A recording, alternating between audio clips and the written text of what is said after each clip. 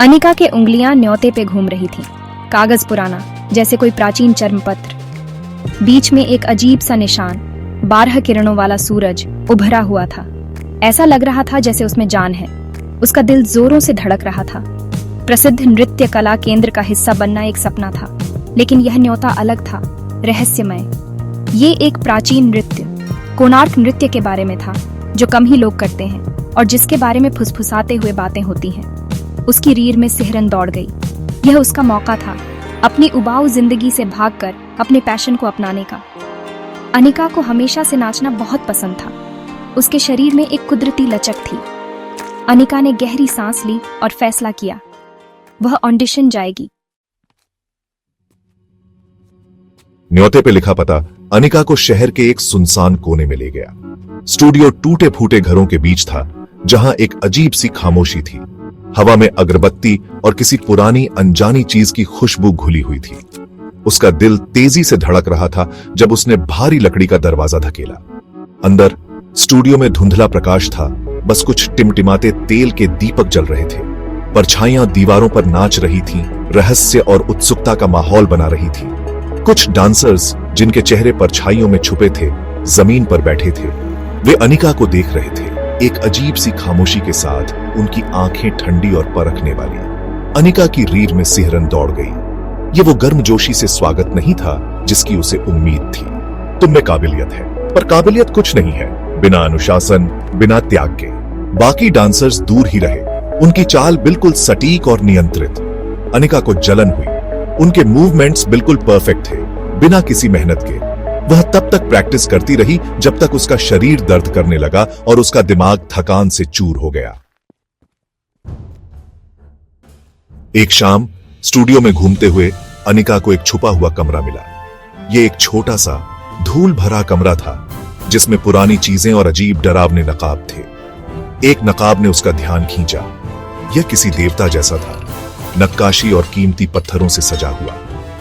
डर के बावजूद अनिका नकाब पहनने से खुद को रोक नहीं पाई। जैसे ही उसने इसे अपने चेहरे पर रखा, उसे अपनी रगों में शक्ति का संचार महसूस हुआ। उसके आसपास की दुनिया गायब होने लगी और वह एक उद्देश्य, एक नियति की भावना से भर गई। वह नाचने लगी। उसके मूवमेंट्स एक ऐसी लचक और सटीकता के साथ बह रहे थे जो उसने पहले कभी अनुभव नहीं की थी। जब अनिका ने नकाब के साथ डांस किया तो उसने खुद को अजेय महसूस किया। बाकी डांसर्स, जो आमतौर पर इतने अलग थलग रहते थे, उसे विस्मय और डर के मिश्रण से देख रहे थे। अनिका की त्वचा पर अजीब निशान दिखाई देने लगे, जटिल पैटर्न जो नकाब पर नक्काशी से मिलते जुलते थे। जैसे जैसे दिन बीतते गए, अनिका नकाब और उससे मिलने वाली शक्ति की ओर आकर्षित होती गई। वह अपना हर खाली समय छुपे हुए कमरे में प्रैक्टिस करने में बिताती। उसके मूवमेंट्स और भी जटिल होते गए।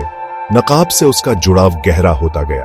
आग, खून और प्राचीन रस्मों से भरे सपने मुझे रातों को सताते थे। ज्ञान की प्यास और बेचैनी की बढ़ती भावना से प्रेरित होकर अनिका ने कोणार्क नृत्य और नकाब पर चित्रित देवता पर शोध करना शुरू कर दिया। मुझे पता चला कि यह नृत्य कोणार्क सूर्य मंदिर में शुरू हुआ था, जो सूर्य देव को समर्पित है। मुझे पता चला कि यह नृत्य केवल मनोरंजन का एक रूप नहीं था, बल्कि एक पवित्र अनुष्ठान था, सूर्य की दिव्य शक्ति से जुड़ने का एक तरीका। नकाब पर बना देवता, उसने सदमे से महसूस किया, केवल एक देवता नहीं, बल्कि स्वयं सूर्य था। उसकी त्वचा पर बने निशान उसने सिहरन के साथ महसूस किया। बेतरतीब पैटर्न नहीं थे, बल्कि प्राचीन प्रतीक थे, सूर्य की शक्ति का प्रतिनिधित्व। प्राचीन कोणार्क सूर्य मंदिर उगते सूरज की पृष्ठभूमि में ऊंचा खड़ा था। उसका बलुआ पत्थर का अग्रभाग एक अलौकिक प्रकाश से चमक रहा था।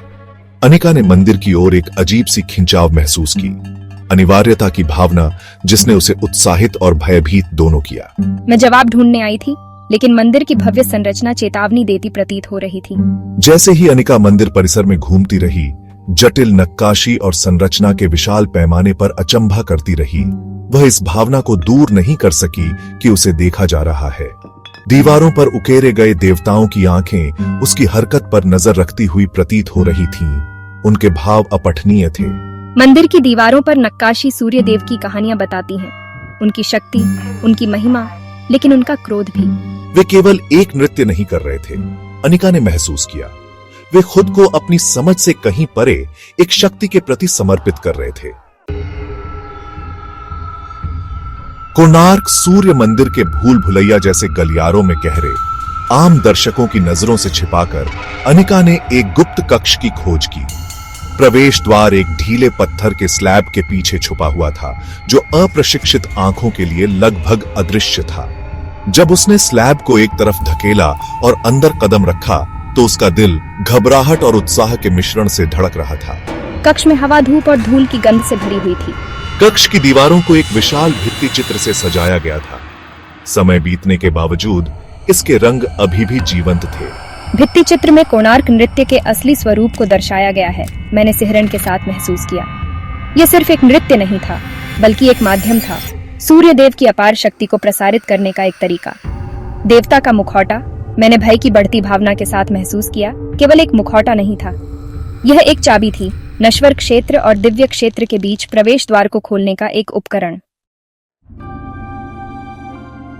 आगामी प्रदर्शन की खबर जंगल की आग की तरह फैल गई। कभी सुनसान रहने वाला स्टूडियो अब पौराणिक कोणार्क नृत्य की एक झलक पाने के लिए उत्सुक लोगों से खचाखच भरा हुआ था। हालांकि अनिका ने अलगाव की भावना महसूस की। वह सच्चाई जानती थी, नृत्य कोई प्रदर्शन नहीं बल्कि एक अनुष्ठान था, और वह सिर्फ एक नर्तकी नहीं बल्कि एक माध्यम थी। जैसे ही मैंने मंच पर अपनी जगह ली, दर्शकों पर सन्नाटा छा गया। हवा प्रत्याशा से चटक रही थी। मैं मुझ पर उनकी निगाहें, उनकी उम्मीदों का बोझ महसूस कर सकती थी। लेकिन जैसे ही मैंने देवता का मुखौटा पहना, मेरे ऊपर शांति की भावना छा गई। मेरे आसपास की दुनिया फीकी पड़ गई। उसकी जगह एक अंधी सफेद रोशनी ने ले ली। मैं अब अनिका नहीं थी, संघर्षरत नर्तकी, बल्कि अपने से कहीं बड़ी किसी चीज के लिए एक पात्र थी। संगीत शुरू हुआ, एक भूतिया राग जो ब्रह्मांड की लय को प्रतिध्वनित करता प्रतीत हो रहा था। अनिका ऐसी शक्ति और अनुग्रह के साथ चली गई जिसकी व्याख्या नहीं की जा सकती। उसका शरीर अब उसका अपना नहीं था, बल्कि परमात्मा का एक उपकरण था।